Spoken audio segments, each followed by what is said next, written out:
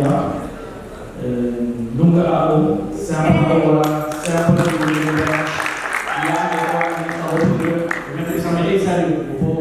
Un dia domingo sumamente ameno na onda com Island Finance, que tem seu Christmas brunch junto com seu empregado na onda com Island Finance. Quero agradecer tour empregado que durante 2023 tomam tempo de dedicação, paciência e lealdade para a companhia. E pensei nós tomamos momento aqui para agradecer cada um de nós a meio de brunch na Renaissance Conference Center. Também, no mesmo tempo, nós queremos escolher algum empregado que a destacar durante o ano. Nós temos 4 oficinas na Aruba, nós temos 5 departamentos também especial que nós temos. Nós temos na John G. Eman Straat, nós temos Maureen Helder, que é empregado de ano. Nós temos na 91, que nós temos Shania, que ganha o prêmio na De La Salle Straat. Nós temos na Rockefeller Straat, que nós temos Luen Dijkhoff, que ganha o prêmio.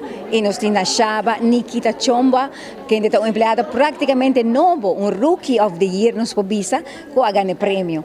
E também nós temos Sulaika Dijkhoff, que é um empregado que trabalha na Home Office, na De La Salle Straat, que arriba o prêmio maior de ano, onde nós reconhecemos Sulaika para o ano aqui.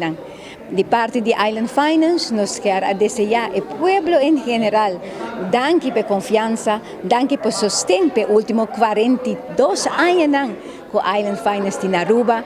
Ainda nós sabemos, danke de coração. Saúde, prosperidade para cada família aqui na Aruba. Seja desejo de Island Finance e CFG Aruba. O empregado nos provisa, já está cumprindo com sua meta que tem que cumprir, está chega a trampar, está motiva outro, sua dedicação, sua comportação, sua paciência para seu colega. Então, cada detalhe onde o empregado está de cumprir e a ressaltar, não somente para a gerência, mas também para o colega que apreciar cada de nós que award nombrar ou honrar ave durante a manhã.